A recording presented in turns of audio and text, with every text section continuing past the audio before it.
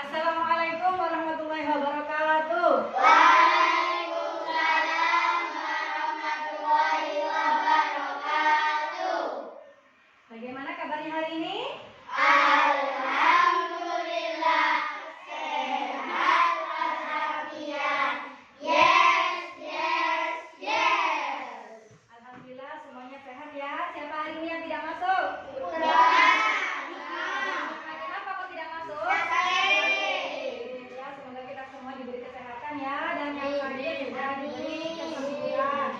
Nah, sebelum belajar dimulai, marilah kita baca doa dulu ya. Berdoa dimulai. Bismillahirrahmanirrahim.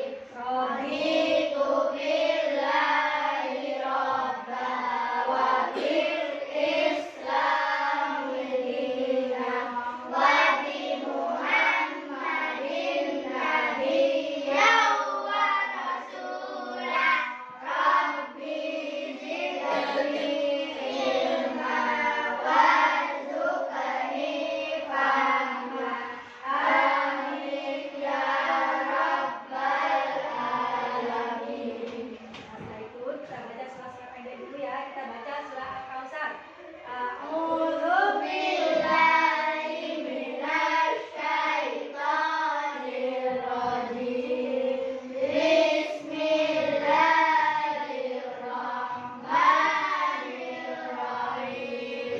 Inna a'tainakal kautsar fasholli lirabbika wanhar. Inna syani'aka huwal abtar. Shadaqallahul azim. Nah, untuk menumbuhkan rasa semangat cinta tanah air, kita berdiri dulu ya. Kita menyanyi lagu Indonesia Raya. Ya, berdiri dulu. Dalam hitungan ketiga, mulai. 1, 2, 3. Indonesia tanah airku, tanah tumpah darahku. Di sanalah aku berdiri, jadi pandu ibuku. Indonesia kebangsaanku, bangsa dan tanah airku. Marilah kita berseru, Indonesia bersatu. Hiduplah tanahku, hiduplah negeriku, bangsaku, rakyatku semuanya. Bangunlah jiwanya, bangunlah badannya untuk Indonesia Raya. Indonesia Raya, merdeka, merdeka, tanahku, negeriku yang ku cinta. Indonesia Raya, merdeka, merdeka, hiduplah Indonesia Raya. Sebelum duduk, kita tepuk PPK dulu. Tepuk PPK. Religius, nasionalis, mandiri, gotong royong, integritas. Ulang ya, satu kali lagi. Tepuk PPK. Religius, nasionalis, mandiri, Gotong royong. integritas. Ya, semuanya boleh duduk. Oke, selanjutnya saya akan menyampaikan materi hari ini ya. Materi hari ini yaitu tentang kisah keteladanan Nabi Ismail. Nah, Nabi Ismail itu seorang anak yang patuh pada perintah Allah dan patuh pada perintah orang tua. Nah, sekarang kita saksikan bersama ya videonya. Ustazah menceritakan di sini tentang keteladanan kisah Nabi Ismail. Semoga kita semua senantiasa diberikan kesehatan oleh Allah dan mendapatkan lindungan dari Allah Subhanahu wa taala. Nah, materi hari ini kita akan belajar tentang kisah keteladanan Nabi Ismail. Dikatakan Nabi Ismail itu Semuanya menghafal Nabi Ismail alaihissalam adalah putra Nabi Ibrahim bersama istri beliau yaitu Siti Hajar. Pada saat masih bayi, Allah Subhanahu wa taala memerintahkan Nabi Ibrahim alaihissalam untuk menempatkan Hajar beserta bayinya Ismail di suatu lembah yang sangat tandus di tanah Mekah. Nabi Ibrahim alaihissalam membawa Hajar dan putranya ke tempat tersebut dan meninggalkannya. Setelah perbekalan yang dibawa Hajar habis, Hajar mencari kemana-mana namun tidak mendapatkan hasil. Hajar melihat ke arah Safa. Ia berlari-lari ke bukit Safa, sepertinya untuk terlihat ada air, tetapi ternyata ia tidak mendapatkan air. Kemudian ia melihat ke arah Marwah. Sepertinya terlihat ada air di Marwah, ternyata juga tidak didapatkan air. Hal tersebut dilakukan Hajar sebanyak 7 kali. Atas peristiwa tersebut, Allah Subhanahu wa taala mengutus malaikat Jibril untuk menyuruh Ismail yang masih bayi menjejakkan kakinya ke pasir. Setelah itu, dengan izin Allah Subhanahu wa taala, keluarlah air yang sangat jernih. Mengetahui hal tersebut, Hajar mengumpulkan air yang keluar dengan mengatakan, "Zam-zam." Nah, setelah peristiwa itu, banyak kafilah dagang yang mampir dan meminum air Zam-zam. Akhirnya tempat tersebut menjadi ramai. Nabi Ibrahim alaihissalam kembali ke Makkah untuk tinggal bersama Hajar dan Ismail. Setelah Ismail mencapai masa kanak-kanak, Nabi Ibrahim alaihissalam mendapat wahyu melalui mimpinya untuk mengorbankan putranya yang bernama Ismail. Setelah diutarakan mimpinya, Ismail menyuruh ayahnya untuk segera melaksanakan perintah Allah Subhanahu wa taala tersebut dan menerimanya dengan ikhlas. Akhirnya Nabi Ibrahim alaihissalam membawa Ismail ke suatu lembah untuk melaksanakan perintah Allah Subhanahu wa taala.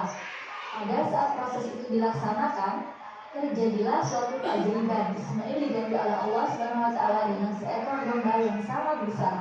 Nabi Ibrahim alaihissalam dan Ismail putranya bersyukur kepada Allah Subhanahu wa taala dan membawa domba tersebut untuk dibagi-bagikan dagingnya kepada masyarakat. Setelah Ismail menginjak usia dewasa, Nabi Ibrahim alaihissalam mendapat perintah dari Allah Subhanahu wa taala untuk membangun Ka'bah. Setelah bangunan Ka'bah tinggi, Nabi Ibrahim alaihissalam menyuruh Ismail mencarikan batu sebagai pijakan-pijakan kaki Nabi Ibrahim alaihissalam. Itulah sampai sekarang masih disaksikan sekitar bangunan Ka'bah.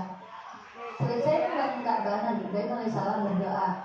Yuk, sekarang sudah duduk kelompok. Sekarang Ustazah bagikan ya. Tadi kan kita sudah menyimak materi ini, materi tentang kisah Nabi Ismail. Nah, sekarang Ustazah bagikan, sudah dibentuk kelompok. Ini Ustazah bagikan tasnya. Coba dari Najah dulu. Coba Najah maju. Sampai kapan? Ya, Najah dulu. Gimana tadi ceritanya Nabi Ismail? Kita harus mencontoh sifat Nabi Ismail alaihissalam yaitu patuh kepada kedua orang tua. Ya, boleh duduk. Nah, sekarang ini saya berikan tugas.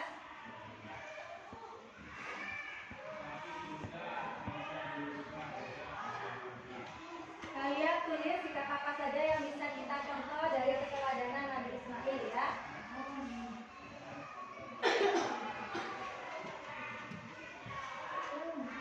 Setelah itu nanti kita presentasikan kewajiban dari satu kelompok.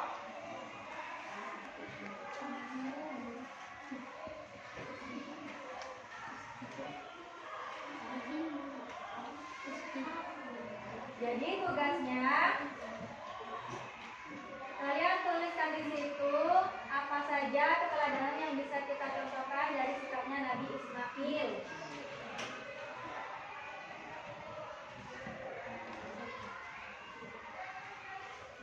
Yuk.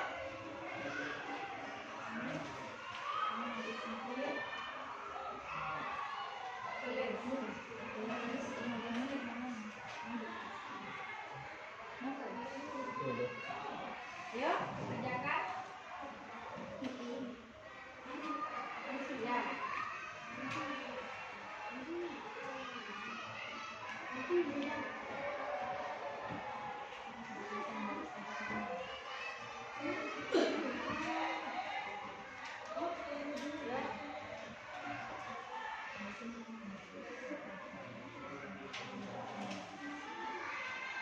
Dikerjakan ya. Apa saja yang bisa kita contoh dari sikapnya Nabi Ismail dan cerita apa tadi yang telah disampaikan di video tadi? Ya coba ada yang mau maju? Oh Fikri, ya ayo Fikri maju. Ya Fikri. Gimana kisah keteladannya Nabi Ismail? Keraskan suaranya. Kita harus mencontoh sikap Nabi Ismail alaihissalam, yaitu patuh kepada orang tua kita. Ya bagus, Fikri kembali. Ya jadi itulah tadi ya kegiatan kita hari ini meneladani kisah Nabi Ismail, bahwasanya kita harus patuh kepada perintah Allah dan patuh pada perintah orang tua. Sampai Nabi Ismail itu rela disembelih ya, karena melaksanakan perintah Allah dan perintah orang tua. Tapi tidak jadi disembelih karena diganti oleh apa? Oleh kambing atau domba ya, diganti oleh kambing. Nah makanya sampai sekarang dinamakan Hari Raya Idul Adha. Hari Raya Idul Adha itu hari raya kurban. Kurbannya siapa? Kambing ya, bukan manusia tetapi kambing. Jadi kita harus patuh kepada Allah dan patuh pada perintah orang tua. Nah demikianlah pembelajaran hari ini. Kita harus menerapkannya dalam sehari-hari ya. Dan untuk pembelajaran yang akan datang kita akan membahas tentang hikmah keteladanan Nabi Ismail. Nah, jadi yang perlu kita contoh apa tadi dari keteladanan Nabi Ismail? Apa tadi yang perlu kita contoh? Yang pertama, patuh pada orang tua, apalagi patuh pada Allah. Terus Nabi Ismail juga ya rela disembelih ya, sampai Nabi Ismail itu rela disembelih karena dia itu patuh pada perintah. Coba kalau kalian mau nggak disembelih? Nggak mau ya.